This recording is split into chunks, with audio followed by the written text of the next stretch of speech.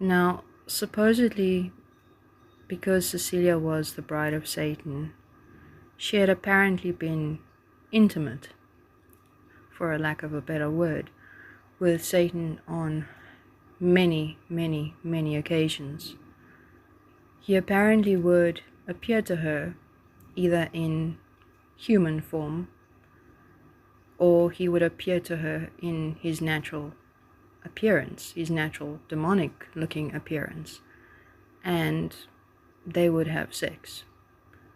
And this was a very regular occasion that carried on since the time that Cecilia had married him. This would apparently keep happening to re-establish or reconfirm Cecilia's commitment to Satan. Every time that she had sex with him, it was her recommitting herself to him, to his ways, to the occult, to her supposed destiny to open the gates of hell on earth. Now, in the times that Satan had apparently appeared to Cecilia in human form, she said that he was always in the form of an extremely attractive, good-looking man. And sometimes he would look different to other times in human appearance. But there was always one key factor: the eyes. His eyes were always red. So no matter what human form he took on, no matter what male appearance he took on in human form, his eyes were always red. And she said that's how she could always tell that it was Satan. And whenever he appeared, in whatever form, she then had to have sex with him.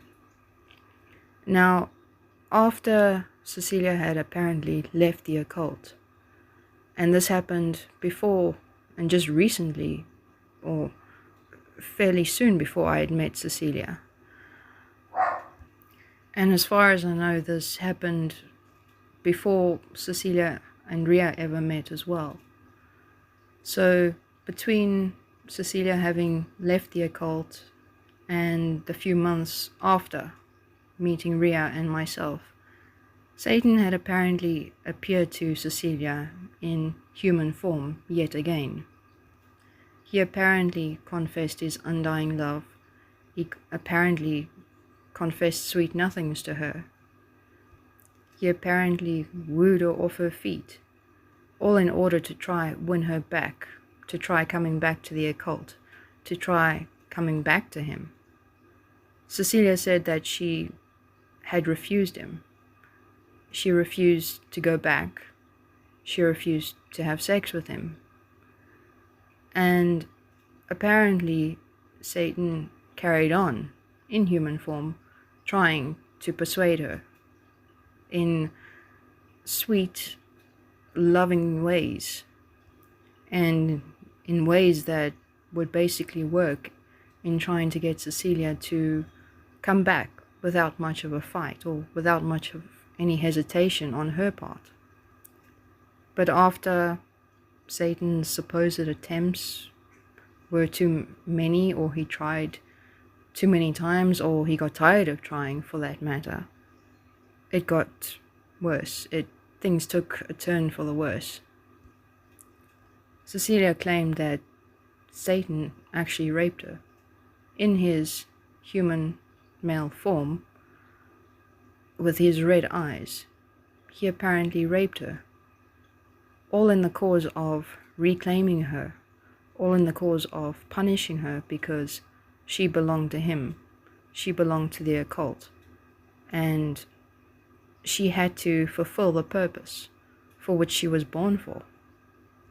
And apparently it was not a once-off scenario where he had raped her. There were at least several occasions where he had. And this happened up until the point where Cecilia and Ria met.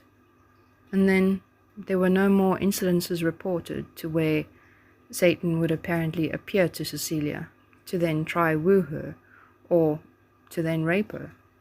He no longer